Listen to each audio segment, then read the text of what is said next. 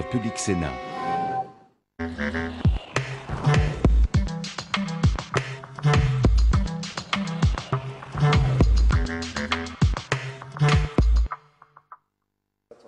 Bonjour à tous, merci de nous retrouver sur Public Sénat. À suivre cet après-midi sur notre antenne l'examen d'une proposition de loi du groupe RDSE. Objectif de ce texte, renforcer l'éthique du sport, mais aussi les droits des sportifs. Parmi les principales dispositions, ce texte propose de mettre en place une charte éthique pour les fédérations sportives pour lutter contre les dérives du sport business. Ce texte comporte également des dispositions en matière de lutte contre le dopage. Tout de suite, direction l'hémicycle. Très bonne séance à tous. L'ordre du jour appelle la discussion de la proposition de loi visant à renforcer l'éthique du sport et les droits des sportifs, présentée par M. Yvon Collin et plusieurs de ses collègues.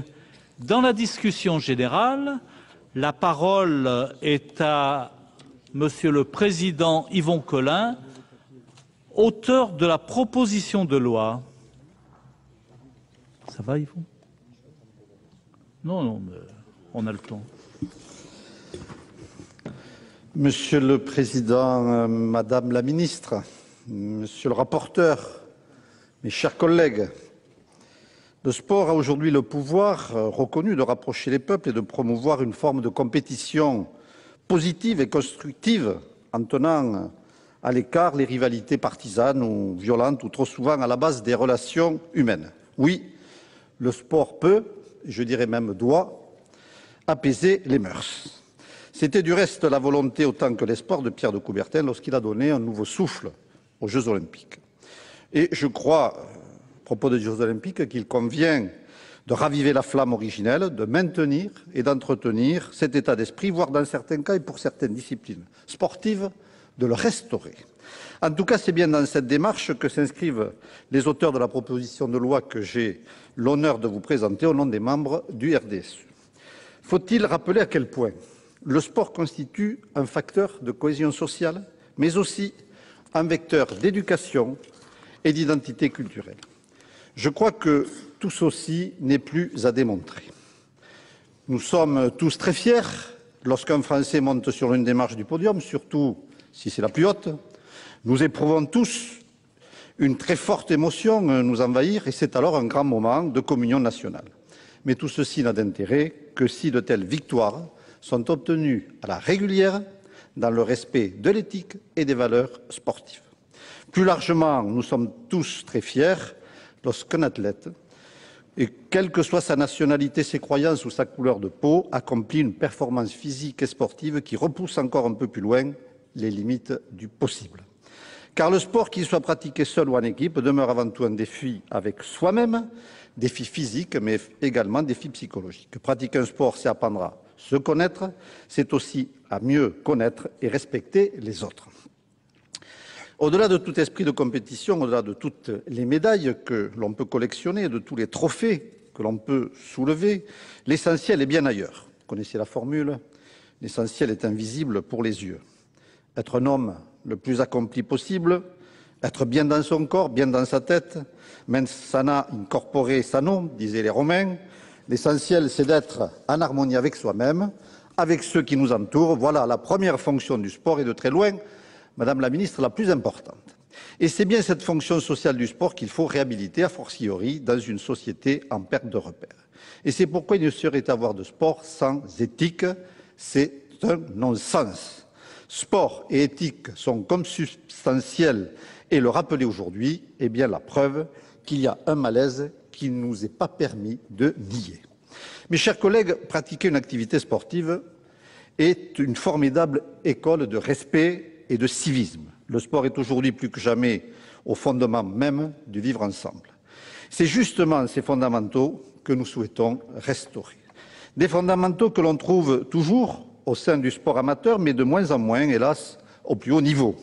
On a parfois l'impression que l'esprit de compétition, exacerbé par les enjeux financiers colossaux, vient dénaturer l'essence même du sport, au point que le législateur et le politique doivent intervenir et s'en mêler pour demander, comme on le dit dans un match en temps mort, provoquer une réflexion, une prise de conscience collective. Je crois, comme dans bien des secteurs qui traversent une crise forte, le sport a besoin aussi d'être régulé. Et il nous semble que cela s'impose aujourd'hui pour mettre un terme à certaines dérives inacceptables, car tout simplement contraires aux valeurs sportives, dérives qui mettent en péril les fondements mêmes de notre société et qui jouent contre le sport lui-même. Or, nous en convenons tous, le sport de compétition et les sportifs de haut niveau doivent pouvoir constituer un exemple et un modèle à suivre pour l'ensemble de la société, à commencer pour notre jeunesse, à qui l'on reproche si souvent manque de rigueur, manque de respect, manque de civisme, absence d'effort. Aujourd'hui, avec l'hypermédiatisation du sport, les jeunes s'identifient totalement avec des sportifs professionnels ou de haut niveau devenus de véritables dieux modernes, comme l'étaient les héros grecs de l'Antiquité. Mes chers collègues, ne nous y trompons pas, renforcer l'éthique du sport, c'est aussi penser les maux de notre société, les penser.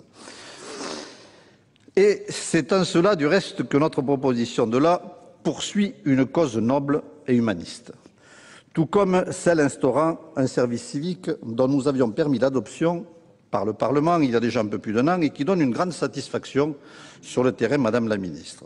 C'est donc dans la même démarche citoyenne, civique et humaniste que les sénateurs du RDSE s'inscrivent avec le dépôt et aujourd'hui l'examen de cette proposition de loi. Mes chers collègues, il est difficile de ne pas constater que nous assistons à une véritable crise des valeurs sportives. Depuis plusieurs années, le problème du dopage entache le monde sportif. Mais c'est loin d'être le seul fléau, hélas. L'actualité sportive est régulièrement émaillée d'affaires qui viennent éclabousser la réputation de nombreux champions, tout en jetant l'opprobre sur l'ensemble d'une discipline, opprobre qui se propage du haut vers le bas, du monde professionnel vers celui des amateurs, qui sont alors victimes des comportements irresponsables de ceux qui sont censés donner l'exemple. Ces affaires, qui concernent en premier lieu le dopage, sont particulièrement choquantes et consternantes, car elles salissent durablement l'image de certaines disciplines et il n'y a pas de place, je crois, qu'il n'y a pas de place pour les tricheurs dans le sport, où l'on accepte une compétition à armes égales ou bien l'on déclare forfait, sans quoi la victoire ne vaut rien. Évidemment, il n'y a pas que le dopage. Les problèmes de violence sur et en dehors des terrains du sport, le trucage de matchs, de corruption ou encore de racisme sont tout aussi choquants et malheureusement de plus en plus récurrents.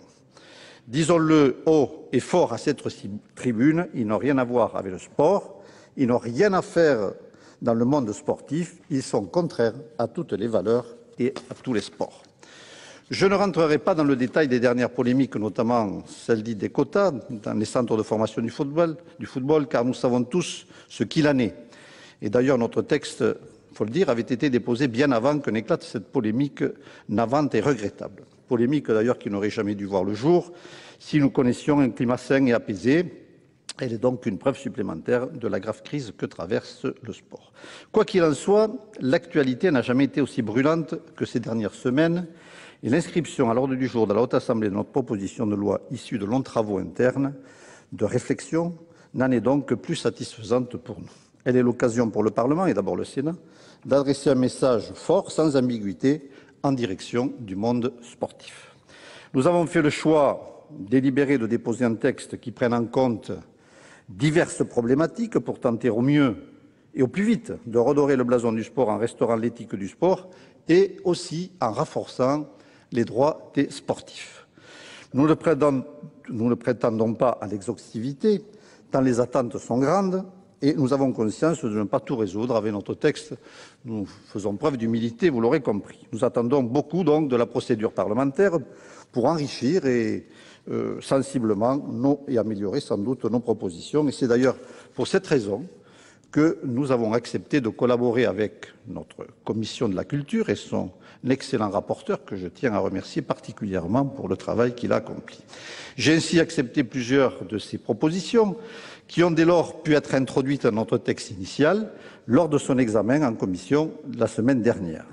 En revanche, je n'ai pas pu donner mon accord à quelques-unes de ces propositions qui, même si elles sont intéressantes, sont selon moi sans lien avec les objectifs poursuivis par ce texte. Entendons-nous bien, mes chers collègues, notre proposition de loi n'a pas vocation à devenir un texte fourre-tout portant diverses dispositions sur le sport et les sportifs.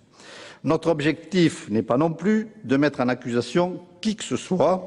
Nous proposons plutôt une série de dispositifs pratiques tendant avant tout à réintroduire sur le devant de la scène sportive l'éthique. Car il est devenu intolérable que les messages négatifs de violence, de drogue, de non-respect des autres puissent être véhiculés par le sport. Nous proposons donc tout d'abord d'instaurer des règles de base et de réaffirmer les valeurs intangibles auxquelles le monde sportif, dans sa globalité, ne devrait plus déroger. Cette remoralisation, si l'on peut dire, du sport passe selon nous par la rédaction et surtout le respect d'une charte éthique. Et notre idée est née tout simplement de la réussite de ce type d'initiative dans certaines disciplines. Et je pense par exemple à la Fédération des arts martiaux, précurseur, ou encore à celle du rugby. Et nous proposons donc tout simplement de généraliser l'existence de ces chartes éthiques. Les fédérations et les dirigeants sportifs ont un rôle majeur à jouer dans le respect d'une éthique sportive. Ils doivent être partie prenante avec et aux côtés des sportifs.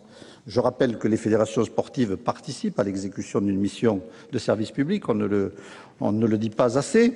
Elles devront toutes désormais se doter d'une charte de ce type qui rappellera une série de valeurs sportives comme la solidarité, la loyauté, le respect de soi et des autres. C'est tout le sens d'ailleurs, vous l'aurez compris, de l'article 1er.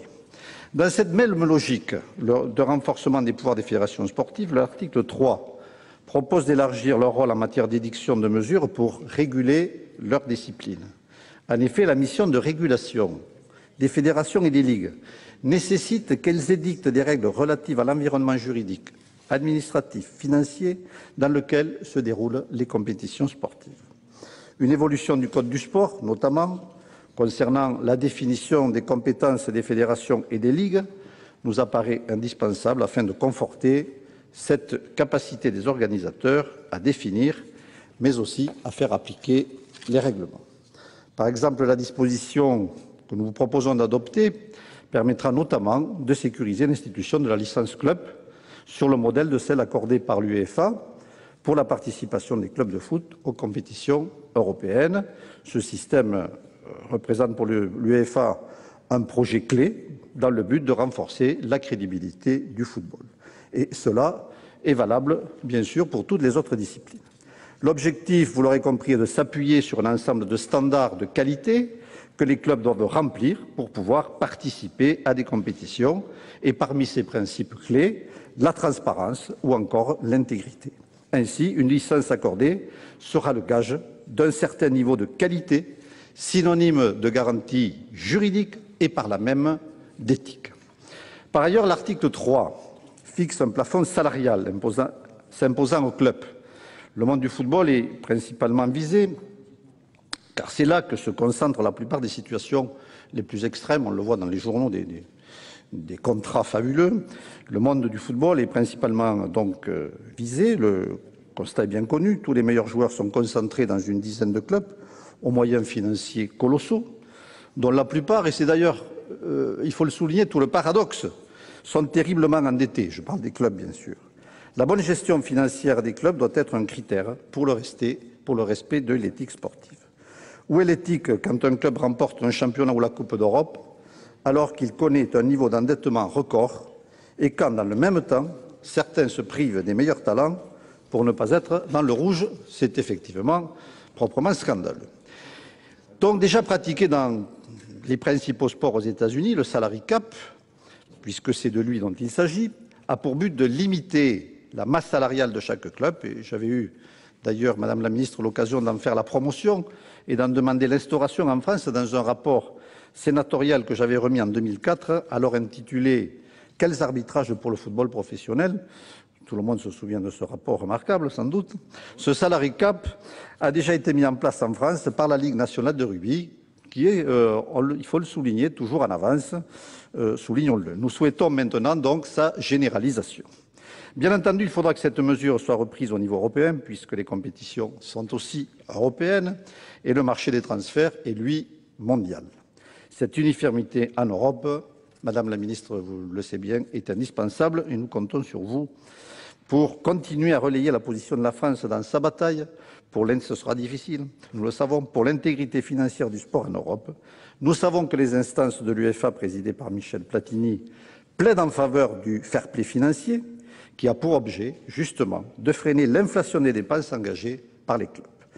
La tendance est donc favorable à cet assainissement de la vie financière du football et il faut persévérer sur cette voie. C'est la seule possible, selon nous, pour restaurer l'éthique et la confiance dans le monde du football professionnel et du sport professionnel en général et éviter ainsi une grave crise. Toujours dans le même esprit, l'article 5 de la proposition de loi tend à renforcer le contrôle de gestion applicable aux clubs professionnels. Le dernier article que nous avions souhaité inscrire dans ce premier chapitre, consacré au respect des valeurs du sport, concerne la prévention des conflits d'intérêts, parce qu'il va du sport comme dans la chose publique et que l'on ne peut pas être juge et partie. Il est temps d'encadrer et de limiter certains cumuls de fonctions. C'est pourquoi l'article 6 prévoit certaines incompatibilités dans le domaine sportif. Il sera désormais interdit à la même personne privée de détenir le contrôle ou d'être dirigeant de plus d'une société sportive dont l'objet social porte sur une même discipline sportive. Lors de l'examen de notre proposition de loi en commission, un certain nombre d'articles ont été ajoutés avec notre accord, monsieur le rapporteur, au titre premier, par le rapporteur justement. Il concerne la revente illicite de billets aux abords des enceintes sportives ou sur Internet, le plafonnement de la rémunération des agents sportifs, la prévention des conflits d'intérêts en matière de paris ou encore la création d'un délit pénal de manipulation de compétitions sportives. Autant de mesures qui garantissent une plus grande éthique dans le monde du sport, prise au sens le plus large, mesures par conséquent que nous approuvons pleinement. Le deuxième pan de ce texte concerne la formation des sportifs. Le sport professionnel est confronté à des problématiques d'adaptation de l'enseignement, dans le secondaire notamment. De trop nombreuses difficultés subsistent pour permettre la mise en œuvre d'un double projet de vie, sportif et professionnel. La formation des jeunes sportifs est donc indispensable pour assurer leur éducation et leur avenir, au même titre que l'engagement de ces jeunes dans une carrière sportive est indispensable pour irriguer les disciplines de futurs talents. C'est pourquoi nous avons souhaité que les établissements scolaires du second degré permettent aux sportifs évoluant dans des centres de formation agréés de concilier le déroulement de leurs études et la poursuite de la carrière sportive, comme c'est d'ailleurs le cas déjà pour les sportifs de haut niveau. C'est l'objet des articles 7 et 8 et un amendement de la Commission visant à ouvrir la possibilité aux centres de formation agréés par le ministère des Sports de bénéficier de la part barème de la taxe d'apprentissage est venu compléter avec notre accord ce dispositif. Dernier grand chantier proposé par notre texte, et non des moindres, la lutte contre le dopage. Le dopage porte atteinte aux valeurs éthiques fondamentales du sport. Non seulement il met en péril la santé des athlètes, mais il met aussi en péril la crédibilité et l'intégrité du sport. Il est, selon nous, la négation même de l'esprit sportif et il constitue un fléau qu'il convient d'éradiquer. Le sportif doit être un modèle de dépassement de soi-même au moment de la compétition, mais aussi pendant toute sa période d'entraînement. La devise des Jeux olympiques modernes, situs altus fortus, plus vite, plus haut, plus fort, traduit une conduite à suivre au quotidien, une manière de vivre pour les sportifs, une exigence de chaque instant, autrement dit, une éthique. Le sportif doit songer à son propre dépassement avant de chercher à dépasser les autres.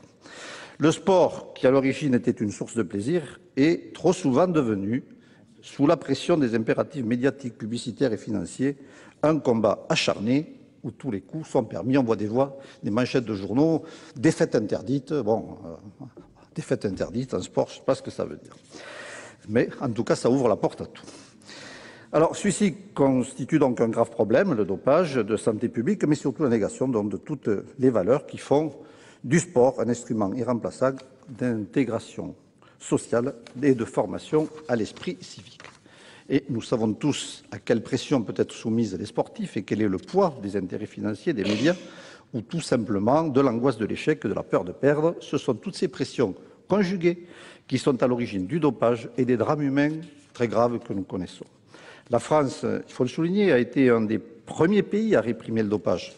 En presque 50 ans, plusieurs textes législatifs se sont succédés très tôt, dès 1965 avec la loi Herzog, puis en 1989 La loi Bambuc, notre pays a organisé la répression de l'usage des stimulants lors des compétitions sportives. La loi Buffet de 1999 a ensuite fait de la lutte contre le dopage une priorité. Puis la loi du 5 avril 2006 relative à la lutte contre le dopage et la protection de la santé des sportifs a institué l'Agence française de lutte contre le dopage, dotée de pouvoirs étendus en matière de contrôle, d'analyse et de sanctions.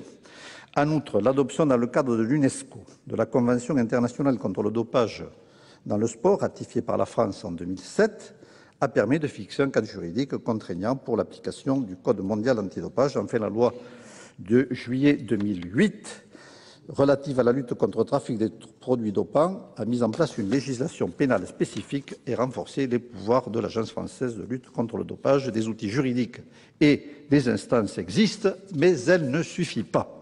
La France est reconnue sur le plan international pour son exigence dans ce domaine. On nous a même parfois reproché d'avoir une législation trop sévère par rapport à celle des autres pays. Ne tombons pas, bien sûr, dans ce piège. Nous devons montrer l'exemple. Nous ne serons jamais coupables de trop en faire dans la lutte contre le dopage. La France, il faut s'en féliciter, a considérablement contribué à faire avancer cette cause à l'échelon mondial. La création de l'Agence mondiale antidopage, l'AMA, en 1999 et l'adoption du Code mondial antidopage en 2003 attestent d'une volonté réelle et générale d'enrayer ce fléau. La proposition de loi que nous soumettons aujourd'hui à l'examen du Sénat permet d'avancer davantage dans la voie de la lutte contre le dopage. La ratification de l'ordonnance du 14 avril 2010 était attendue et nous la rendons effective. Prévue par la loi HPST, cette ordonnance vise d'une part à harmoniser les dispositions du Code du sport avec les dispositions les plus récentes du Code mondial antidopage et d'autre part à clarifier certaines dispositions du Code du sport relatives à la santé des sportifs et à la lutte contre le dopage.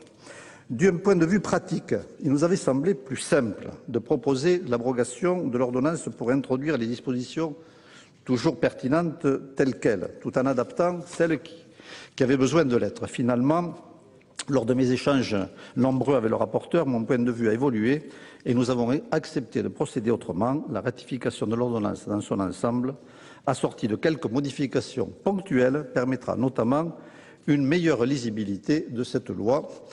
Nous en avons pris acte. Concernant ces adaptations que nous avons souhaité proposer sur le thème de la lutte contre le dopage, un point me tient particulièrement à cœur, le renforcement des pouvoirs de l'Agence française de la lutte contre le dopage, qui passe notamment par le transfert du pouvoir de sanction des sportifs dopés des fédérations vers l'Agence française de lutte contre le dopage. Et je sais que cette mesure ne fait pas l'unanimité et je le regrette fortement. Aussi, je voudrais bien préciser notre position. Ce transfert serait, je crois, le meilleur moyen de renforcer l'éthique, puisqu'il permettrait d'ôter toute suspicion dans les décisions des fédérations concernant d'éventuelles sanctions à l'encontre d'un sportif contrôlé positif, car on comprend aisément qu'une fédération ait du mal à sanctionner l'un des siens quand il revient à jeter le discrédit sur une discipline sportive qu'elle est chargée de promouvoir. Elle sera donc toujours tentée, me semble-t-il, mais je suis prêt à évoluer sur ce point, toujours tentée d'absoudre, de minimiser ou de passer l'éponge, et si elle le fait de façon totalement méritée et justifiée, il y aura toujours un doute, pour ne pas dire davantage, lequel doute nuira alors aux sportifs en question, comme à la fédération elle-même. Aussi, je crois que la moins mauvaise solution, ce serait à mon sens de rendre service aux fédérations et bien de retirer aux fédérations sportives ce pouvoir de sanction, conformément au principe de séparation des pouvoirs. Et j'ajoute que la plupart des fédérations agréées sont des petites tailles et gérées par des bénévoles. Et il leur est parfois difficile de s'occuper des affaires de dopage. En outre, les fédérations ont parfois été amenées à juger des affaires similaires de manière très différente, ce qui pose dès lors des vraies questions d'équité pour les sportifs. Enfin, et je le redis au risque de me répéter, les conflits d'intérêts me semblent patents. Les fédérations ont pour mission de défendre l'image de leur discipline et ses intérêts économiques, et la lutte contre le dopage s'oppose à ces missions. Ça fera sans doute l'objet d'un débat. Notre proposition de loi confie également à l'Agence française de lutte contre le dopage de nouveaux pouvoirs en matière de prévention et de recherche. Nous nous réjouissons que la Commission soit allée dans ce sens, en rappelant l'importance du rôle tenu par le laboratoire de dépistage de Châtenay-Malabry en matière de produits dopants. Et par ailleurs, dans ce même esprit, nous sommes satisfaits de l'initiative du rapporteur, très actif actif sur ce dossier, vous l'avez noté, de donner à l'Agence française le pouvoir d'effectuer des contrôles sur des compétitions sportives nationales se déroulant à l'étranger. C'est un réel progrès. Pour terminer, Monsieur le Président, je souhaite aborder la question des derniers articles introduits dans notre texte d'origine par les amendements adoptés en commission et qui sont sans aucun lien avec l'objet même de cette proposition de loi. Sans même évoquer le fond de ces amendements, je trouve particulièrement regrettable qu'ils aient pu être introduits avant la séance dans notre texte et sans notre accord, à la différence des amendements du rapporteur. Et je trouve pour le moins étrange que des amendements ne convenant pas aux auteurs de la proposition de loi puissent, eux, à la différence de ceux du rapporteur, être intégrés au texte avant même la séance publique. Bon, c'est dit. Et par conséquent, le texte qui nous est proposé aujourd'hui correspond à ce que souhaitent les auteurs de la proposition de loi, à l'exception de ces deux dispositions. Concernant le contrat, Madame la Ministre aura l'occasion sans doute d'évoquer ce dossier, ce contrat de concession entre l'État et le Stade de France, d'une part, et les conditions de diffusion audiovisuelle de brefs extraits des compétitions sportives, d'autre part. C'est pourquoi je vous présenterai des amendements de suppression pour ces deux dispositions qui, encore une fois, n'ont rien à faire, selon moi, dans ce texte. Elles sont hors sujet et, comme je vous l'ai dit tout à l'heure, il n'est pas question pour nous de faire de cette proposition de loi un véhicule législatif approprié à toute autre disposition que celle visant à renforcer l'éthique du sport et les droits des sportifs. Mes chers collègues, tout en souhaitant la suppression du texte de ces deux dispositions que je viens d'évoquer, je vous invite à adopter, vous l'aurez compris, cette proposition de loi et ainsi de vous associer au groupe RDSE pour adresser un message fort au monde sportif et à l'ensemble de la société française. La pratique du sport vaut des droits pour les sportifs comme pour les dirigeants, mais elle implique aussi et surtout des devoirs et le respect de certain nombre de valeurs et de principes. C'est précisément ce qu'on appelle l'éthique du sport et qu'il convient de revaloriser pour le plus grand bien de tous. Je vous remercie de votre attention et je remercie le Président de sa grande indulgence. Très généreux, le Président. Merci, Président Colin. La parole est à Jean-François Humbert, rapporteur de la Commission de la Culture, de l'Éducation et de la Communication.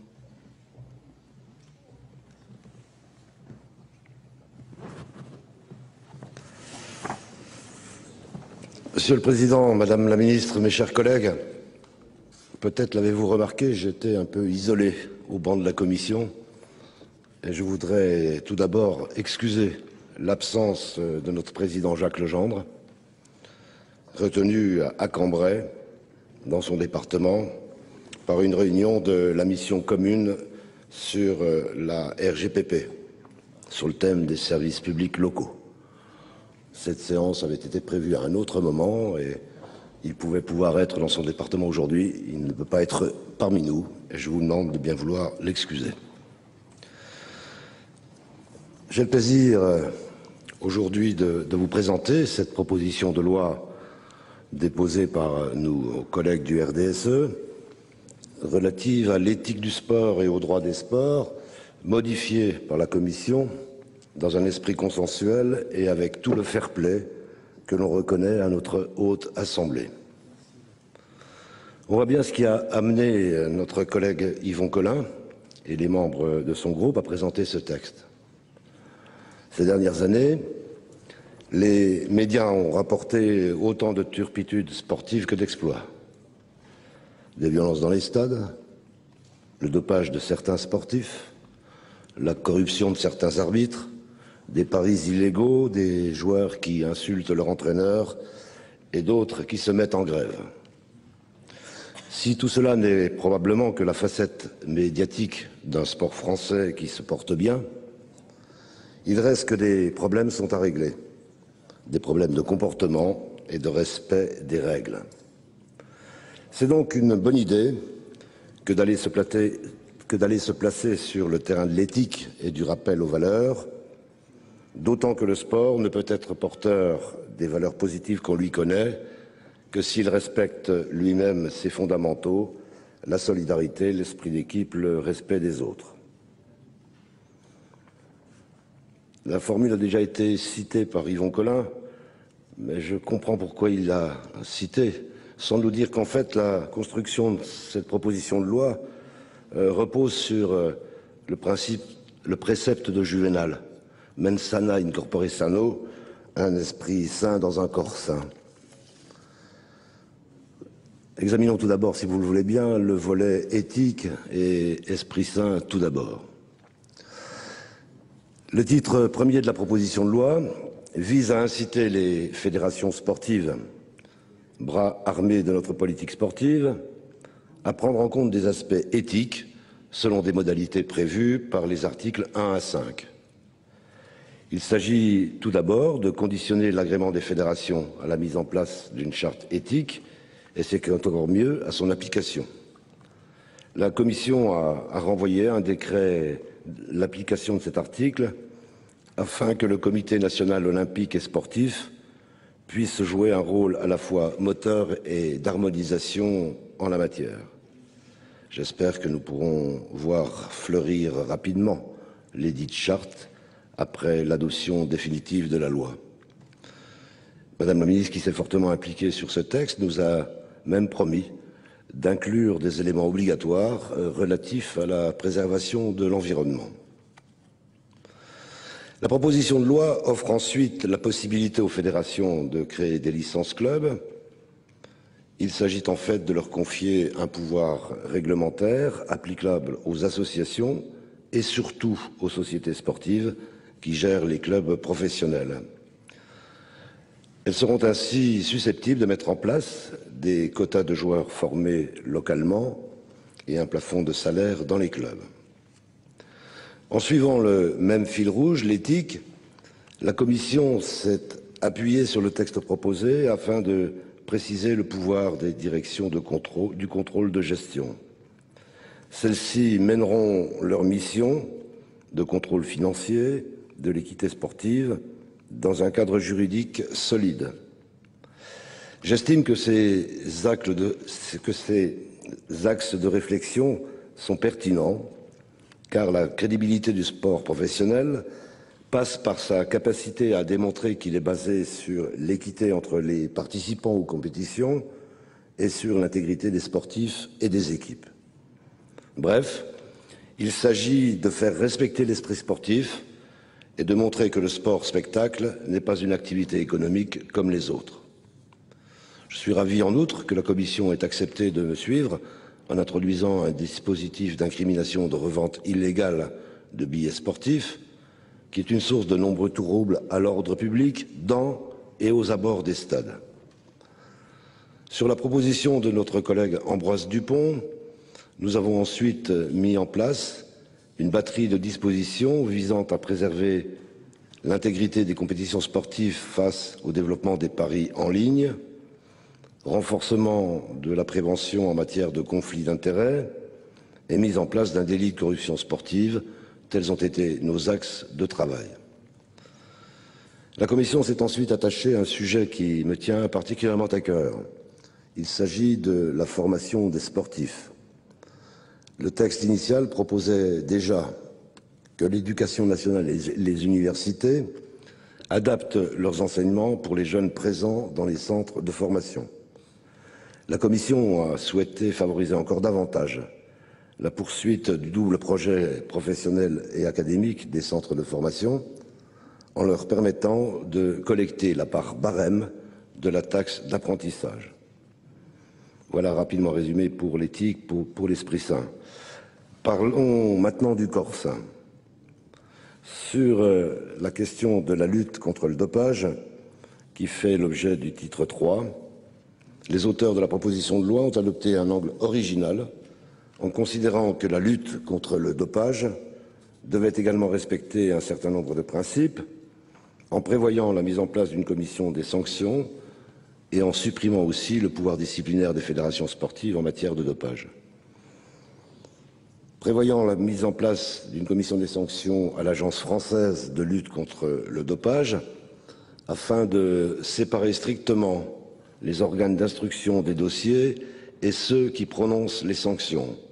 La Commission a considéré que ce choix, respectueux des droits de la défense, risquait de rendre la procédure très lourde et de pénaliser la lutte contre le dopage. En supprimant aussi le pouvoir disciplinaire des fédérations sportives en matière de dopage, la Commission a, là encore, estimé que le risque était d'alourdir le travail de l'agence et que les fédérations considèrent qu'il s'agit là d'une défiance vis-à-vis de leur travail. Nous avons préféré leur faire confiance et la Commission a adopté un amendement sur ce sujet que je vous présenterai au cours de la discussion. La proposition de loi confie enfin des pouvoirs propres à l'agence en matière de prévention et de recherche, comme c'était le cas du CPLD auparavant, ainsi que de nouveaux pouvoirs en matière de contrôle réalisés sur les compétitions françaises se déroulant à l'étranger. Ainsi, si vous voyez des articles supprimés dans ce texte, la raison n'est pas un désaccord sur le fond avec ses auteurs, bien au contraire, mais tient à un simple ajustement technique lié à la ratification de l'ordonnance du 14 avril 2010. Abordons en conclusion ce qui n'est pas dans cette proposition de loi, à savoir le volet relatif au développement du sport, qui est à mon avis inséparable de celui relatif à l'éthique. Il s'agit aussi d'une activité économique, nous devons le prendre en compte. Aussi, je suis pleinement favorable à la fois à l'article 6 sur la limitation de la multipropriété des clubs et à son pendant, l'article 7 sur les prêts et cautionnements entre clubs. Enfin, la Commission a souhaité ouvrir la possibilité aux clubs professionnels de choisir le statut qu'ils souhaitent pour la société sportive mise en place, tout en conservant l'ensemble des dispositifs contraignants et pertinents du sport. Au final, la Commission vous proposera de voter le texte qu'elle a adopté, sous réserve du sort qui sera donné aux amendements qu'elle propose aujourd'hui. Je vous remercie. Merci Jean-François Imbert. Et la parole est à Madame Chantal Jouanneau, ministre des Sports.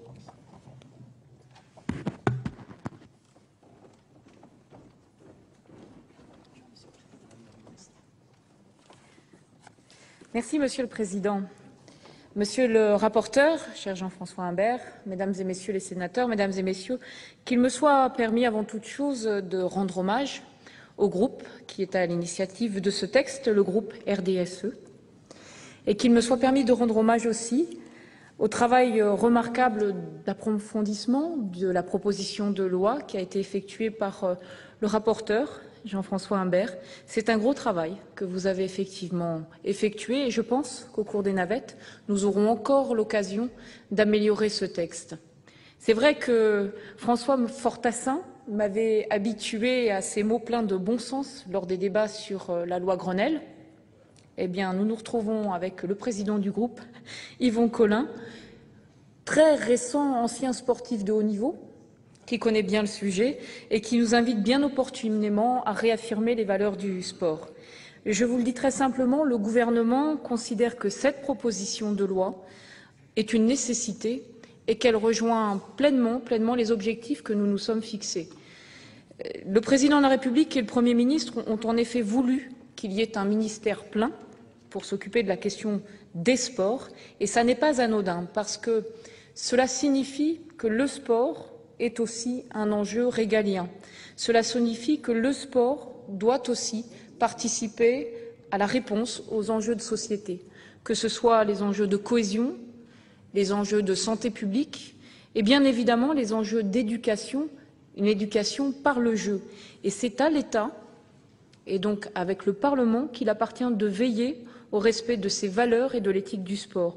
Nous devons être intransigeants sur ce point parce que le sport ne peut pas être assimilé, contrairement à ce que j'ai pu entendre parfois, ni à un simple loisir, et surtout et encore moins à une activité de spectacle. Le sport n'est pas un objet de spéculation, c'est un formidable outil d'éducation, c'est un formidable outil d'intégration, parce qu'il n'apprend pas simplement à jouer, il apprend à être un beau joueur. C'est moins élaboré que vos formules, mais il apprend à être un beau joueur.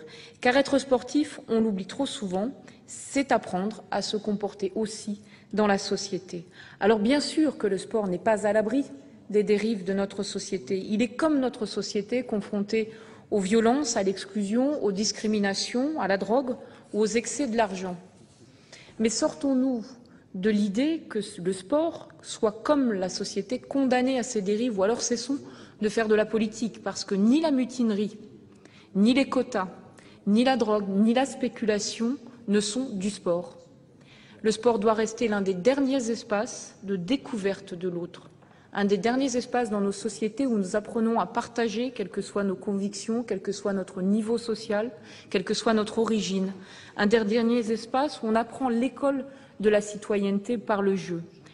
Et c'est le premier espace, effectivement, de transmission des valeurs. C'est la raison pour laquelle, par exemple, au sein du ministère, nous avons souhaité que les clubs soient aujourd'hui soumis à un principe de civiconditionnalité. Je suis désolée, le terme n'est pas très heureux, mais l'idée est très simple. On ne peut pas bénéficier de subventions publiques, de financements publics de l'État, sans respecter un certain nombre d'axes obligatoires, 10 axes très exactement, tels que la lutte contre le dopage, contre la discrimination ou encore contre la corruption. Nous menons d'autre part des actions beaucoup plus ciblées, par exemple des actions de lutte contre les dérives liées au supportérisme. On a installé un comité présidé par le député Éric Berdoati qui doit proposer une politique globale dans ce domaine. Nous avons installé un comité de lutte contre les discriminations qui est présidé par Laura Flessel et qui doit recouvrir toutes les discriminations, y compris l'homophobie ou encore le sexisme, dont nous ne parlons pas assez dans le domaine du sport. Et bien évidemment, nous allons aussi renforcer nos actions de prévention du dopage.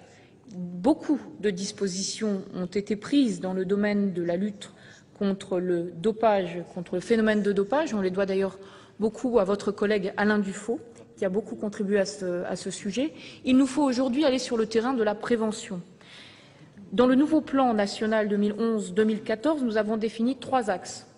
D'abord, le grand public, avec des campagnes de communication que nous ferons conjointement avec le Conseil supérieur de l'audiovisuel, mais également avec la mission interministérielle de lutte contre la drogue et la toxicomanie. Je tiens beaucoup à ce parallélisme entre lutte contre le dopage et lutte contre la drogue. Deuxième axe, ce sont les fédérations, bien évidemment, et dans le cadre de la civiconditionnalité, obliger les fédérations à adopter un plan de prévention du dopage. Et le troisième axe, c'est de s'appuyer sur l'Office central de lutte contre les atteintes à l'environnement et à la santé publique, l'OCLESP, qui s'occupe aussi de démantèlement des trafics de produits dopants, qui fait un travail remarquable et qui doit pouvoir demain s'appuyer sur des cellules à l'échelon régional. Alors la proposition de loi que nous débattons aujourd'hui apporte des compléments importants à cette politique. Nous sommes très favorables à l'obligation pour chaque fédération d'adopter une charte éthique qui n'oublie pas, monsieur le rapporteur, les principes du développement durable. Nous sommes très favorables aux bases juridiques de la licence club, du fair-play financier ou encore des règles de joueurs formés localement. Nous sommes favorables au renforcement et à plus d'indépendance des organes de contrôle au sein des fédérations. Nous sommes très favorables à la diminution du plafond des commissions des agents sportifs, toujours dans ce principe que le sport n'est pas un objet de spéculation. Nous sommes très favorables à un meilleur encadrement des paris sportifs. Je pense que nous ne sommes qu'au début de la lutte contre la corruption liée aux paris sportifs. Et nous sommes aussi favorables, bien évidemment, à l'aménagement de la scolarité pour les jeunes sportifs qui ont signé une convention dans un centre de formation et qui doivent pouvoir bénéficier des mêmes aménagements de scolarité que les sportifs de haut niveau. Donc la liste, d'ailleurs, je pourrais poursuivre parce que la liste de nos points d'accord est très longue. Et d'ailleurs, nous avons partagé au sein de la commission présidée par Monsieur Legendre énormément de points. Alors, bien évidemment, il y a quelques points de désaccord, mais ils sont infimes. D'abord sur le dopage, et j'essaierai de vous démontrer, comme l'a proposé Monsieur le rapporteur, que l'article 25 n'est pas nécessaire et qu'il pourrait, à l'inverse, conduire à une déresponsabilisation des fédérations. De même sur l'article 32, validant le contrat du consortium du Stade de France, je crois, et c'est avéré, que les risques d'inconstitutionnalité devraient tous nous inciter à sa suppression. Ainsi, sous réserve de quelques modifications tout à fait minimes, le gouvernement soutient très fortement cette position et le consensus qui, je l'espère, pourra s'exprimer au sein de la Haute Assemblée sera un argument très fort pour la poursuite de ce texte à l'Assemblée nationale et au cours des différentes navettes qui nous permettra de l'enrichir, par exemple, avec les conclusions de l'Assemblée du sport. Pour conclure, comme les précédents orateurs, je ne manquerai pas de dire que les valeurs sont la raison d'être d'une politique des sports. Si nous avons eu un ministère, c'est que nous pensons que le sport contribue à la vie de la cité. Et l'éthique et l'éducation vont de pair au sein du sport. C'est pour nos enfants, pour l'image que nous leur donnons de la société que nous allons leur laisser, que nous devons effectivement constamment essayer d'adapter la loi et la réglementation à l'évolution de la société et donc à l'évolution du sport, ce qui contribuera d'ailleurs à redonner un peu de sens à cette fameuse notion de mission de service public, comme vous l'avez rappelé, Monsieur le Président, que nous confions aux différentes fédérations. Je vous remercie. Merci, Madame la Ministre. Alors, j'indique au Sénat que, compte tenu de l'organisation du débat décidé par la Conférence des présidents, les temps de parole dont disposent les groupes pour cette discussion sont les suivants. Le groupe Union pour un mouvement populaire, 19 minutes. Le groupe socialiste, 16. Le groupe de l'Union centriste, 8.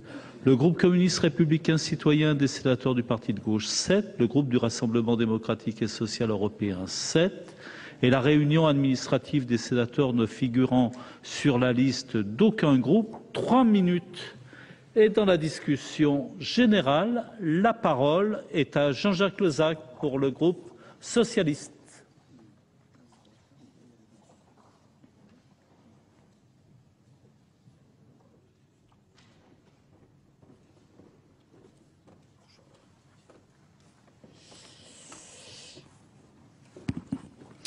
Monsieur le Président, Madame la Ministre, Monsieur le rapporteur, mes chers collègues, enfin, c'est le mot qui m'est venu à l'esprit lorsque j'ai vu qu'allait être soumis à notre Haute Assemblée un texte abordant de manière large les enjeux du sport.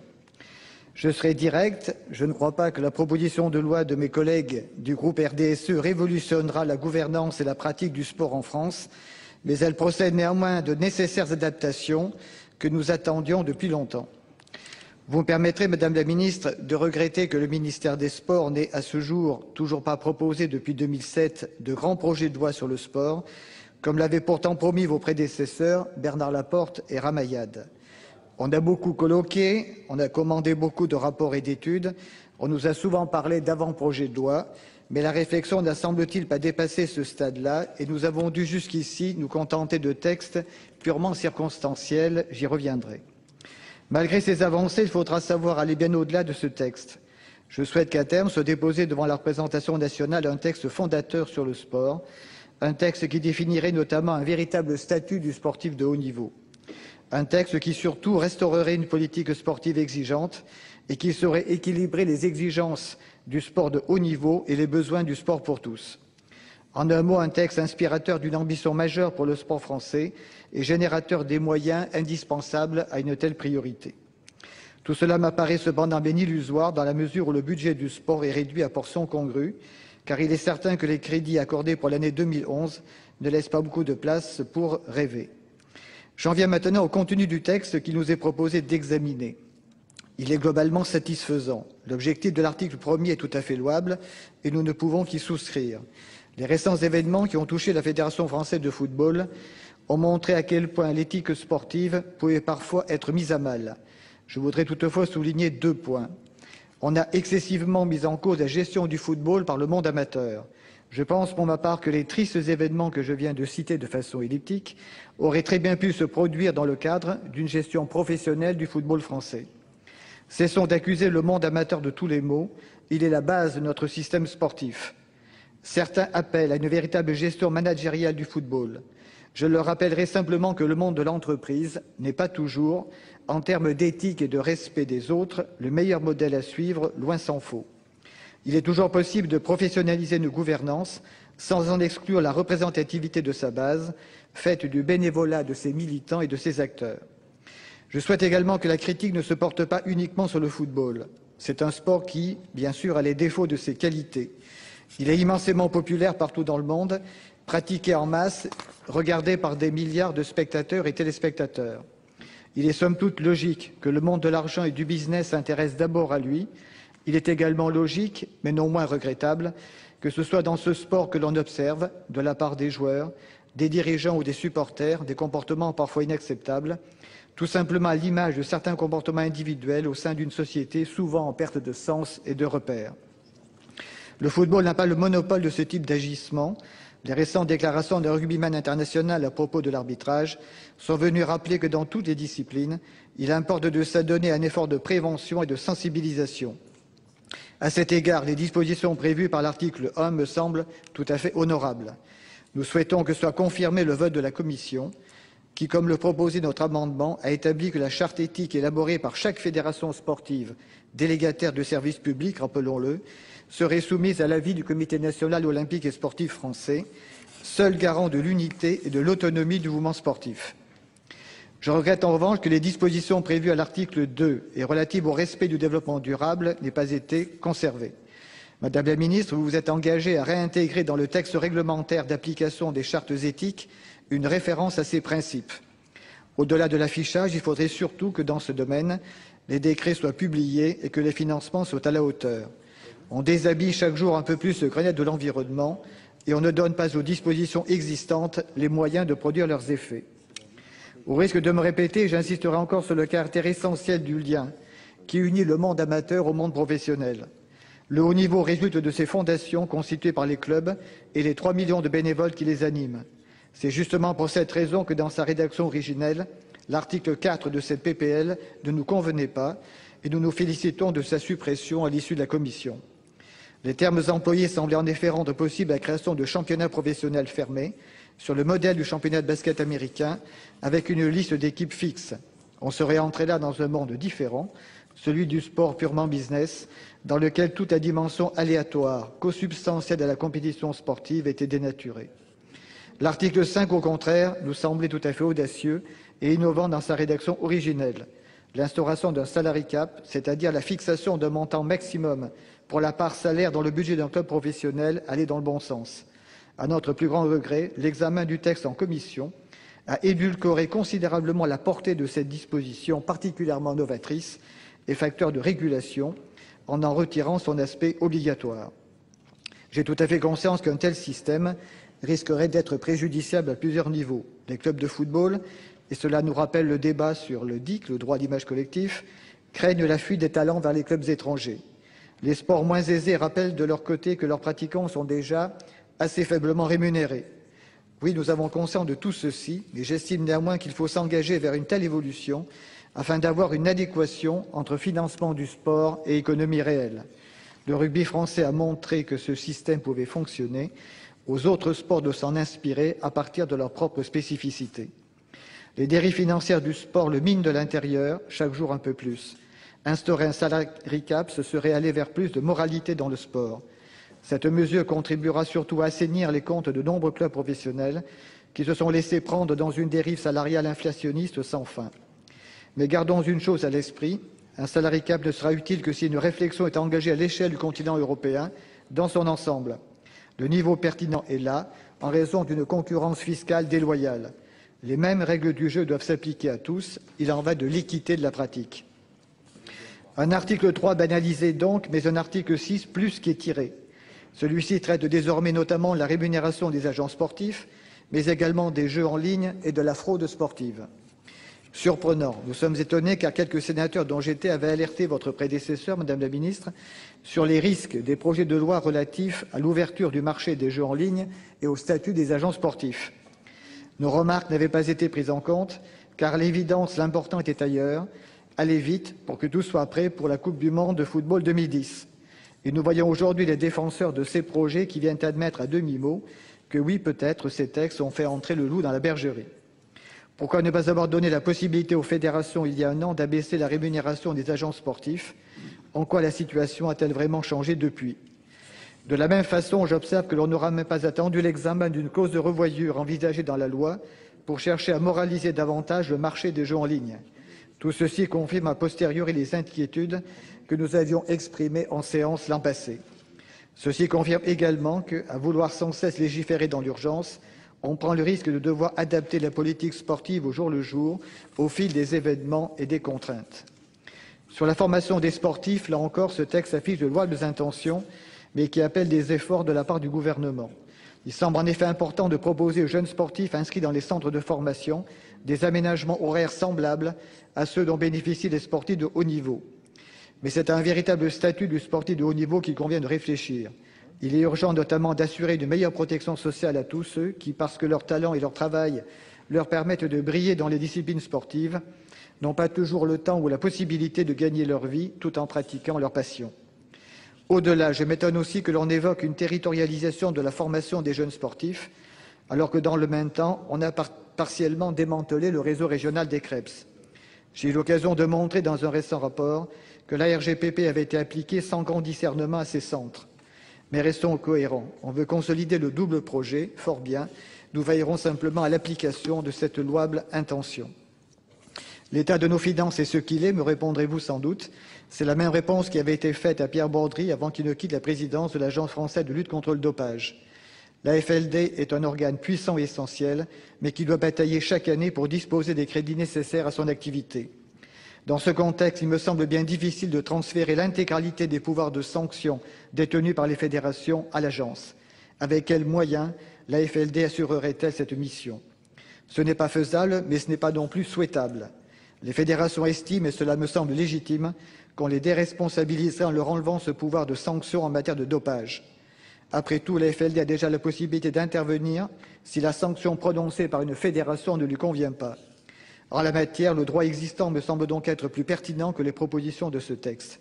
Je sais que le point de vue du groupe socialiste est partagé par beaucoup de nos collègues et j'espère qu'il sera entendu. J'en profite également pour saluer la volonté de prévoir des efforts supplémentaires en matière de lutte contre le dopage via les chaînes de télévision publiques. Pourquoi en effet ne pas profiter de la retransmission de compétitions pour rappeler les dangers du dopage et sensibiliser les sportifs?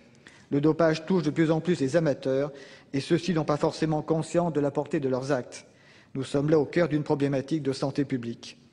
En définitive, j'aimerais remercier nos collègues du groupe RDSE pour leur initiative.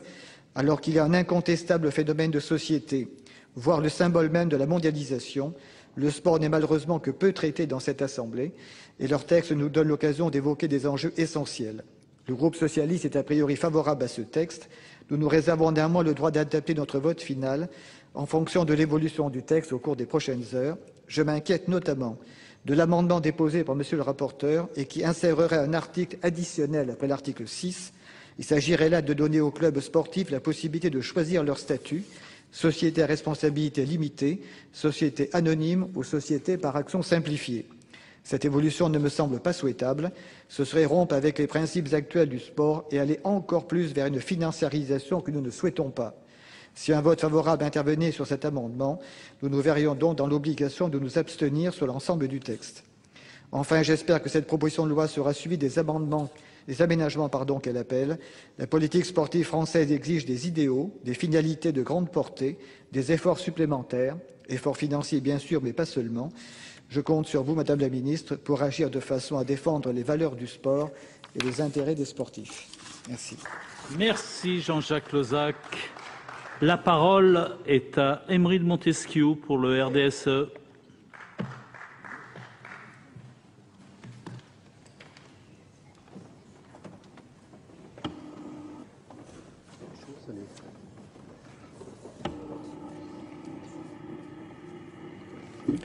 Monsieur le Président, Madame le Ministre, mes chers collègues, on affirme que le rugby est un sport de voyous pratiqué par des gentlemen.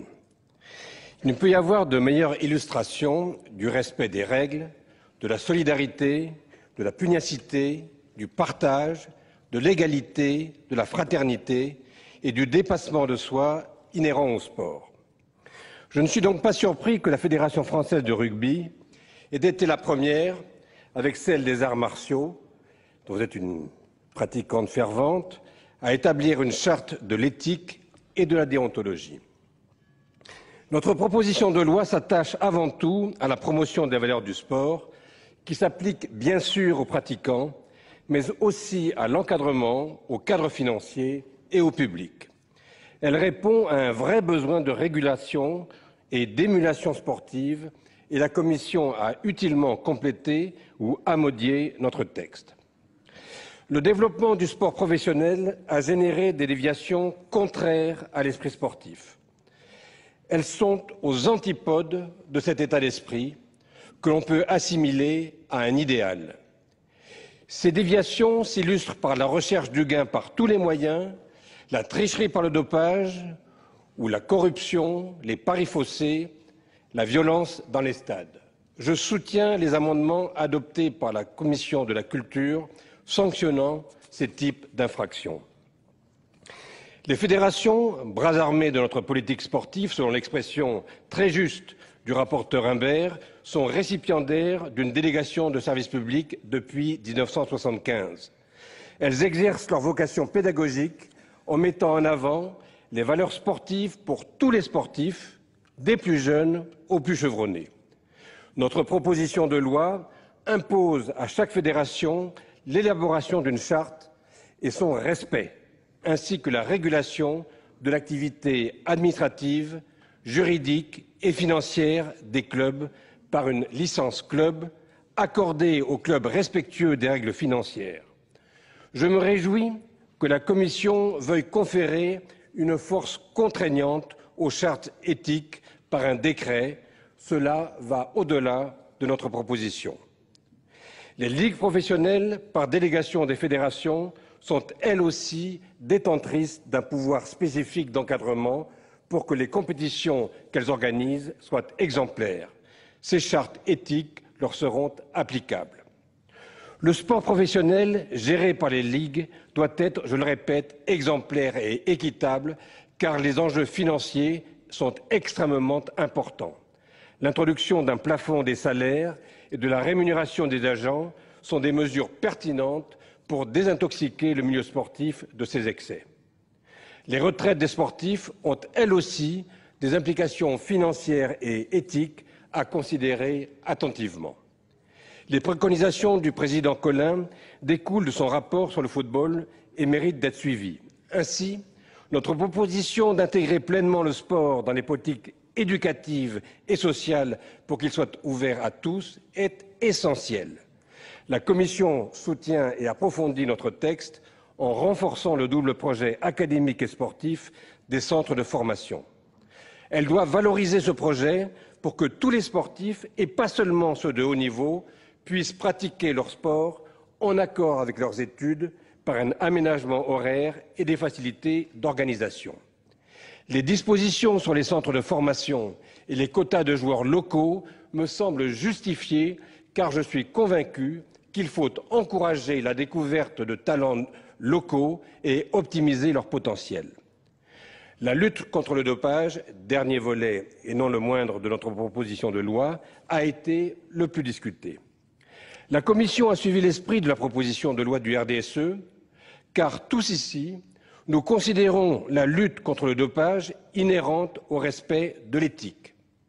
En effet, la compétition et la comparaison doivent générer non pas l'envie, mais la motivation et la volonté de gagner, de se surpasser et d'atteindre l'excellence, loyalement.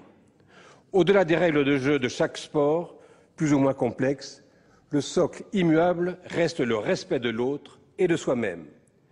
Une des conséquences de la pratique d'un sport, c'est la prise de conscience de l'importance de la méritocratie, fondement de la démocratie. Le dopage méprise cette méritocratie, c'est un fléau qui va à l'encontre de l'éthique et qui porte atteinte à la santé des sportifs. Depuis le traumatisme de la découverte d'un dopage banalisé sur le Tour de France en 1998, notre pays est devenu pionnier dans la lutte contre le dopage. Le RDSE propose d'abroger l'ordonnance du 24 avril 2010 pour mettre en conformité la lutte contre le dopage avec le Code du sport et des règles internationales. La Commission propose au contraire de ratifier l'ordonnance. Notre texte, reprenant les dispositions de l'ordonnance, le choix technique de la Commission aboutira au même résultat, comme l'a souligné le président Colin précédemment. La lutte antidopage constitue une priorité absolue de chaque fédération qui dépasse l'indépendance nécessaire. Notre texte a le mérite de lancer le débat et de rationaliser un certain nombre de mesures, comme la suppression des déclarations d'usage qui ne font que compliquer les procédures. Madame le ministre, vous avez accordé un satisfecit à la répression contre le dopage et déclaré que votre plan 2011-2014 renforçait le volet prévention, car le dopage touche aussi les amateurs de plus en plus jeunes et devient un problème de santé publique. C'est une réalité très préoccupante. Je souhaite que nos efforts conjoints parviennent à éradiquer le dopage grâce à la diffusion pédagogique des valeurs sportives dès le plus jeune âge. Le sport est une source exceptionnelle d'émotions dans la défaite ou la victoire. Au-delà de l'hédonisme, il forge avant tout le surpassement de soi. On a pu qualifier les alpinistes, qui sont exemplaires de ce surpassement, de conquérants de l'inutile. Cette conquête, pourtant, nous construit. Elle nous permet d'aller plus loin que la limite physique qu'on s'attribue, c'est-à-dire de muscler notre volonté et donc d'augmenter notre potentiel physique et mental et par conséquent de diminuer nos faiblesses physiques et mentales. Je le résumerai par une fausse boutade. Tous ceux qui, dans cet hémicycle, tous ceux qui suivent ce débat, qui ont pratiqué ou pratiquent une activité sportive, savent qu'il serait pire sans le sport. Madame le ministre, faisons en sorte, par le sport, que les Français aient envie de se surpasser et de gagner pour que la France gagne. Merci, Emery de Montesquieu. La parole est à Jean-François Voguet pour le groupe CRC-SPG. Vous avez la parole, monsieur le sénateur. Merci, cher ami.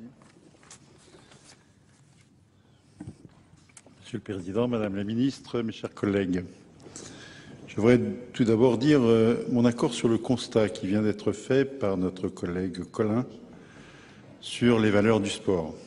Et donc dire mon étonnement devant cette proposition de loi qui, par-delà son titre, s'apparente plus à un projet de loi portant diverses dispositions législatives dans le domaine du sport, dont un certain nombre d'entre elles, d'ailleurs, semblent être la reprise de l'avant-projet de loi compétitivité et éthique de 2010, que nous avions combattu avec ma collègue députée Marie-Georges Buffet et qui finalement ne vit pas le jour. D'autre part, cette proposition de loi dont nous débattons aujourd'hui voit son caractère généraliste renforcé après son passage en commission. Nous sommes donc face à un véhicule législatif permettant l'adoption de diverses mesures qui n'ont pas grand-chose à voir entre elles, me semble-t-il, si ce n'est qu'elles concernent évidemment le sport. Aussi, il est difficile d'avoir une appréciation d'ensemble. Sur certains points, nous sommes encore interrogatifs, quand sur d'autres, nous restons toujours en désaccord, alors que pour certains autres, nous sommes intéressés, même plutôt favorables. Si dans la version initiale de cette PPL, le renforcement de la place du rôle et l'indépendance des ligues professionnelles nous posaient problème, nous saluons les transformations apportées par notre commission dans ce domaine. Cependant, le texte que nous étudions aujourd'hui ne résout pas toutes les interrogations que nous avions, en particulier à propos de la suppression du pouvoir de sanction des fédérations dans les affaires de dopage. Il nous semble que nous risquons, ce faisant, de déresponsabiliser les fédérations, alors que nous devrions encore plus renforcer leur intervention dans ce domaine essentiel. Difficile de leur demander de faire plus en matière de prévention et de dissuasion et de leur retirer tout pouvoir de sanction. D'autant que l'actualité récente ne nous a pas donné à voir des cas de dopage non sanctionnés par elles. Jusqu'à ce jour, aucun dysfonctionnement de la chaîne d'enquête de la sanction n'a été constaté dans le sport français. Aussi, le transfert du pouvoir de sanction des fédérations à la FLD n'apparaît pas opportun. Il pourrait même être interprété comme une mesure de défiance qui n'a pas lieu d'être, à notre avis. Cependant, si une telle mesure devait voir le jour, elle ne pourrait être décidée que dans le cadre d'un consensus partagé par l'ensemble du mouvement sportif, à partir d'une réelle concertation. Aussi, au lieu de légiférer, saisissons l'occasion de l'Assemblée du sport pour en débattre avec l'ensemble du mouvement sportif. Toujours dans le domaine de lutte contre le dopage, nous ne pouvons accepter un débat rapide au détour d'un article pour ratifier l'ordonnance du 14 avril 2010 permettant la mise en conformité du Code du sport avec les modifications apportées au principe du Code mondial antidopage. Même si nous sommes en accord avec celle-ci, en particulier dans le domaine de la réduction des autorisations d'utilisation thérapeutique des produits dopants, sur lequel nous avions émis d'extrêmes réserves, le débat parlementaire de ratification devrait, à notre sens, pouvoir s'épanouir à l'occasion d'un ordre du jour particulier. Celui-ci favoriserait alors l'expression de toutes les sensibilités sur ces questions, l'engagement de chacun et celui de la représentation nationale. Ce faisant, un vrai débat pédagogique pourrait alors être mené, ce qui favoriserait sa prise en compte dans l'espace public et son appropriation par le plus grand nombre. Ce choix n'a pas été fait et nous le regrettons. Nous avons donc, comme je le disais au début de mon intervention, un texte un peu fourre-tout. J'en veux pour preuve tout particulièrement 2 articles nouveaux retenus par notre commission, qui sont des mesures reprises d'autres lois, mais qui ont été annulées par le Conseil constitutionnel ou qui tentent de résoudre l'annulation par ce même Conseil de la loi de validation du contrat de concession du Stade de France. Nous sommes alors très loin du titre de cette proposition de loi devant renforcer l'éthique et le droit des sportifs. Nous pouvons même parler d'amendements cavaliers retenus par la Commission. Ainsi, l'article 6 bis nouveau introduit dans le Code du sport ce que le Conseil constitutionnel a rejeté dans le Code pénal. Ayant combattu contre ce type de mesures législatives au cours du débat sur l'OPSI 2, vous ne serez pas étonné que nous votions contre à nouveau. Quant à l'article 32, nouveau adopté en commission concernant la Convention du Stade de France, cette question est déjà venue il y a à peine un mois en séance à l'occasion de la loi sur le stade UEFA 2016. Nous avions été pour le moins interrogatifs sur un amendement allant dans le même sens et je continue à penser qu'il serait temps de profiter de la décision du Conseil constitutionnel pour mettre à niveau cette convention. Nous avons tous les éléments en main pour parvenir rapidement au montage d'une nouvelle convention d'exploitation de ce grand équipement et qui soit moins onéreuse pour le budget des sports. Et s'il fallait légiférer pour valider cette nouvelle convention, un projet de loi aurait l'immense mérite de nous présenter une étude d'impact. Celle-ci nous permettrait de disposer d'éléments d'analyse pour légiférer en toute conscience des implications de nos choix. D'autres articles nouveaux ont été introduits par notre commission sur lesquels nous avons cette fois un regard attentif. Il s'agit en particulier de ceux concernant les liens entre le sport et les jeux d'argent. Nous étions contre la libération des jeux et nous avons dit notre crainte de voir l'argent des pronostics utilisés contre le cours normal des compétitions. Nous dénoncions les risques de trafic et de corruption. Il semble que notre commission partage dorénavant nos préoccupations puisqu'elle a adopté plusieurs articles visant à mieux encadrer les rapports entre sportifs, organisateurs de compétitions et les entreprises de jeux. Cependant, nous restons persuadés que malheureusement, si des risques seront ainsi écartés, d'autres demeurent. Ils sont inhérents à ce type de pratique.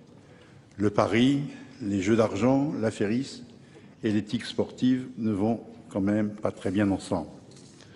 Malgré cet intérêt pour ces amendements retenus par notre commission dans ce domaine, je reste circonspect quant au contrôle par les fédérations des interdictions faites aux acteurs de compétitions sportives en matière de paris en ligne en vue d'une éventuelle procédure disciplinaire.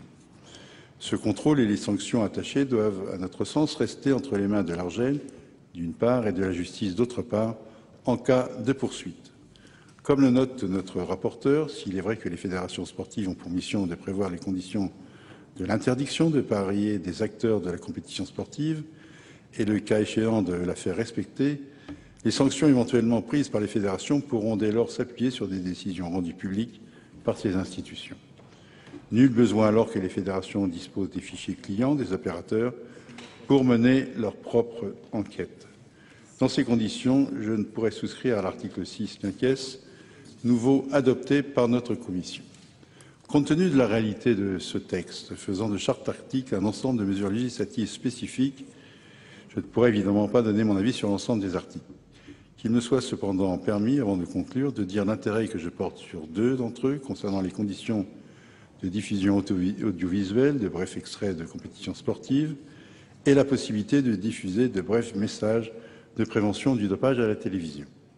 Enfin, pour terminer, bien que relativement satisfait par certaines dispositions, les interrogations, les inquiétudes et les désaccords que je viens d'exposer ne permettront pas à mon groupe de voter en faveur de ce texte. Et je vous remercie de votre attention. Merci Jean-François Voguet. La parole est à Yves Pozzo di Borgo pour l'Union centriste.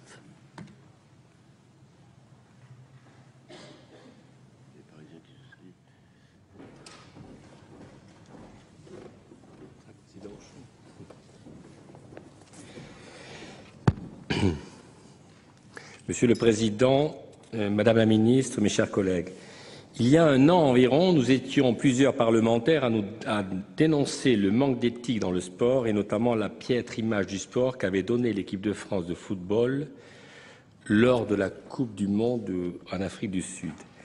Le monde sportif s'est professionnalisé et devient un objet commercial. Il brasse une quantité d'argent considérable en raison de la médiatisation croissante des compétitions sportives. Mais il est et doit être un modèle, vous l'avez dit Madame la Ministre, pour la formation et la structuration des jeunes et pour le consensus social dans notre pays comme dans d'autres pays.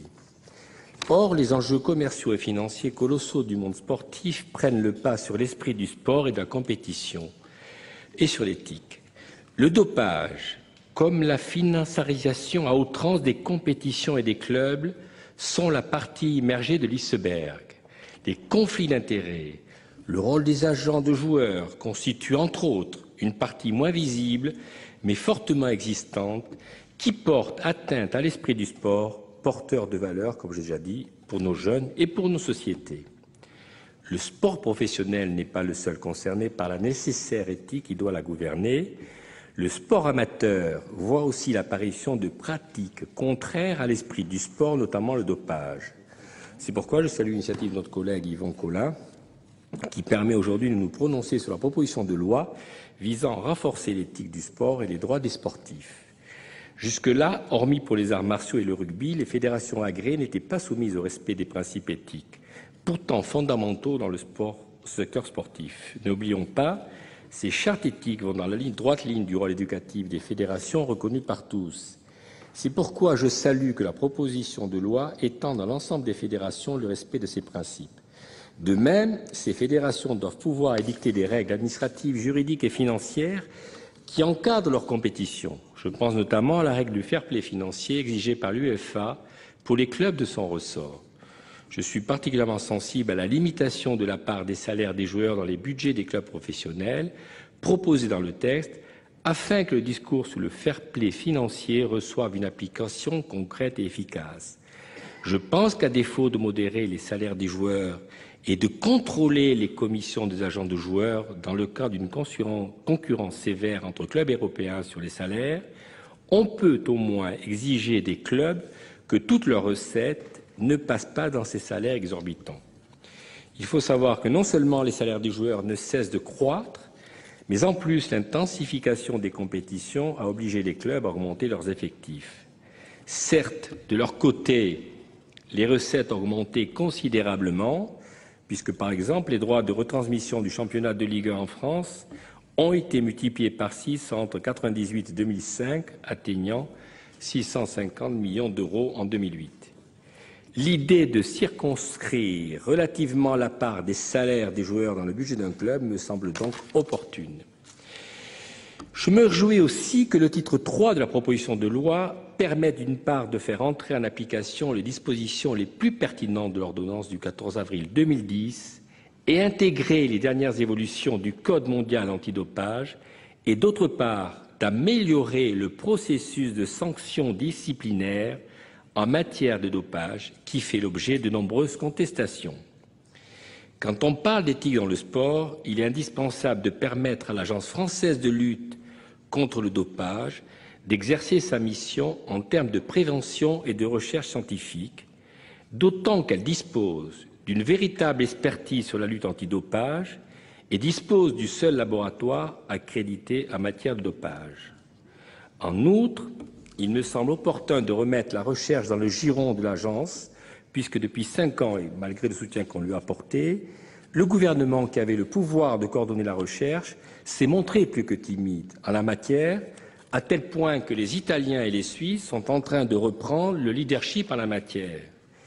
D'ailleurs, Madame la Ministre, ce sujet, je n'avais pas très bien compris l'annonce de votre ministère de monter un comité éthique. Cette question devrait être prise, si j'ai bien compris, exclusivement en charge par les fédérations, dont le cadre est certes fixé par l'État dans cette proposition de loi. En revanche, je voulais saluer, en parenthèse, l'action de supervision de votre ministère, notamment le récent inventaire des équipements sportifs dans toute la France, ainsi que le financement du sport amateur. Ce sont des actions qui permettent de structurer le cadre du développement du sport en France et le rôle du ministère. Dans la perspective de bien déterminer le rôle de chacun des acteurs, État, agences, fédérations, Je me réjouis que la proposition de loi prévoie une taxe additionnelle pour financer le fonctionnement de l'agence. Cela lui permet de se dégager de la tutelle financière de votre ministère, Madame la Ministre. Enfin, je me félicite que l'agence se voit conférer l'intégralité du pouvoir de sanction des sportifs dopés, actuellement détenus par les fédérations en première instance. Ce système ne pouvait plus durer puisque la condamnation par une fédération d'un camp de dopage allait très souvent à l'encontre de leur mission de promotion de leur discipline. J'espère, pour clore mon propos, que notre Assemblée adoptera la légère précision que j'ai déposée par amendement, avec également une correction du gouvernement, et relative au pouvoir du CSA de fixer les modalités de diffusion des courts extraits d'événements sportifs, notamment pour les journaux télévisés. Ma collègue Catherine Morin-Desailly avait fait adopter ces dispositions en commission. Je souhaite juste préciser que les conditions de diffusion de ces extraits doivent permettre de trouver un juste équilibre entre le droit du public à l'information et le droit d'exploitation des organisateurs de manifestations sportives. Il est donc normal que les organisateurs de manifestations ainsi que le Comité national olympique et sportif français en soient tenus informés. Voilà, mes chers collègues, les raisons pour lesquelles les sénateurs du groupe de l'Union centriste soutiendront cette proposition de notre collègue qui, par des mesures concrètes et en mettant les fédérations et non l'État au cœur de cette problématique, tente de redonner au sport ses lettres de noblesse. Je voudrais juste ajouter que j'aimerais bien qu'un jour ou l'autre, on aille beaucoup plus loin dans la régulation et le contrôle des agents de joueurs, parce qu'on sait très bien, notamment dans le football, que c'est eux qui font beaucoup de choses, comme dans le cyclisme. Et là, je crois qu'on ne pourra avancer que lorsqu'il y aura ce travail qui sera fait. Ce qui existe actuellement n'est pas suffisant. Voilà, je vous remercie et j'ai terminé et j'ai gagné 1 minute 10. Très bien, Yves Pozzo-di-Borgo. Très, très bien. Alain Dufaux. Pour le groupe UMP. Bonjour Alain. Bien, Monsieur le Président, Madame la Ministre, mes chers collègues, après le travail d'élagage constructif, passez-moi l'expression, opéré par notre excellent rapporteur Jean-François Humbert, le groupe UMP va approuver les objectifs de la proposition de loi présentée par nos collègues du groupe RDSE visant à renforcer l'éthique du sport et les droits des sportifs. Il est vrai que les valeurs du sport ont été mises à si rude épreuve dans notre pays ces derniers temps que la représentation nationale se devait de prendre des mesures pour éviter que de tels événements se reproduisent. Et je rejoins la volonté du ministre qui disait que le sportif doit être avant tout un beau joueur. Madame la ministre, vous avez à de nombreuses reprises affirmé votre attachement aux valeurs du sport. Lors de vos vœux aux parlementaires, vous aviez annoncé que l'éthique du sport serait un des grands repères de votre politique. Et pour traduire concrètement cette ambition, vous avez récemment mis en place 2 comités, l'un sur les supporters et l'autre sur la lutte contre les discriminations. De plus, vous avez lancé l'Assemblée du sport, où des personnalités du monde sportif, des représentants des collectivités territoriales et des parlementaires réfléchissent à de nouvelles pistes de nature à valoriser l'éthique du sport et pérenniser ses valeurs fondamentales. Toutes ces initiatives, mes chers collègues, vont dans le bon sens, tout comme la conditionnalité des aides de l'État que vous avez récemment imposée pour inciter les fédérations et les clubs sportifs à s'engager dans une démarche de développement durable. Je me permets juste de regretter en termes de chronologie que cette proposition de loi soit examinée avant les conclusions de l'Assemblée du sport prévues pour le 29 juin. Je pense que certaines des préconisations de cette instance auraient pu certainement enrichir cette proposition de loi, c'est dommage, ou peut-être aboutir au texte fondateur qu'évoquait tout à l'heure notre collègue Jean-Jacques Lozach. Aujourd'hui, le texte proposé par nos collègues du groupe RDSE propose donc de nombreuses mesures qui vont dans le sens des ambitions initiales préconisées par Madame le ministre. Le groupe UMP souscrit donc, je le répète, à l'esprit qui anime cette initiative. D'ailleurs, au Sénat, notre groupe a toujours défendu, notamment avec Pierre Martin et Jean-François Humbert, les principes fondamentaux du sport, le dépassement de soi, l'esprit d'équipe, le respect de l'arbitre, la tolérance et toutes ces valeurs qui font le sport. Dès lors, nous soutenons bien sûr l'idée d'imposer à chaque fédération l'édiction d'une charte éthique telle que proposée par nos collègues du groupe RDSE. De même, nous jugeons pertinents les dispositifs permettant d'avancer sur les sujets délicats du fair play financier, du salary cap, ou plutôt du plafond salarial, même si Jacques Legendre n'est pas là, et de la licence club. Nous souscrivons également à l'aménagement de la scolarité pour les jeunes sportifs accueillis dans les centres de formation agréés par l'État. Nous savons que la pratique intensive d'un sport en vue d'une carrière professionnelle est difficilement conciliable avec une scolarité classique. L'élève ou l'étudiant doit nécessairement pouvoir bénéficier d'aménagements d'horaires d'études. Et cette proposition de loi permettra à ces jeunes sportifs de bénéficier des mêmes aménagements de scolarité que les jeunes sportifs de haut niveau. C'est le principe affirmé dans la loi de la suite logique des classes sport-études. L'un des combats essentiels pour réaffirmer les valeurs du sport est bien évidemment la lutte contre le dopage. De nombreux scandales ont écorné l'image de plusieurs disciplines. C'est toujours l'actualité. Les récentes déclarations d'Hamilton, la semaine dernière, accusant Armstrong, venues après l'affaire Floyd Landis, font que notre Tour de France, épreuve sportive la plus populaire et la plus médiatisée, n'a, à cause de la perversion du dopage, plus vraiment de vainqueur officiel depuis plus de 10 ans. Ce fléau, mes chers collègues, touche au fondement même du sport et remet en cause l'éthique la plus élémentaire. C'est un sujet extrêmement délicat sur lequel, vous le savez, je me suis beaucoup penché, beaucoup investi, puisque j'ai eu l'honneur d'être le rapporteur de tous les textes relatifs à la lutte contre le dopage ici au Sénat depuis maintenant une quinzaine d'années. Et à cet instant de mes propos, je tiens à rendre un hommage mérité à un de vos prédécesseurs, Madame la Ministre. Il s'agit de Jean-François Lamour, qui a, par sa volonté, largement contribué à faire progresser la lutte contre le dopage. Et sans revenir sur les péripéties de l'élection, je ne peux que regretter pour ma part qu'il ne se soit pas présenté au dernier moment à la présidence de l'AMA. Je suis convaincu qu'il aurait fait un excellent président. L'adoption dans le cadre de l'UNESCO de la Convention internationale contre le dopage dans le sport, qui a été ratifiée par la France en 2007, permet enfin de fixer un cadre juridique contraignant pour l'application du Code mondial antidopage. Nous nous en félicitons tous. L'efficacité de la lutte antidopage passe, c'est évident, par sa mondialisation, c'est-à-dire la définition d'un corpus de normes harmonisées au niveau de toute la planète. Pour garantir l'équité des compétitions et préserver la santé des sportifs, il faut effectivement appliquer les mêmes règles en tout point du globe.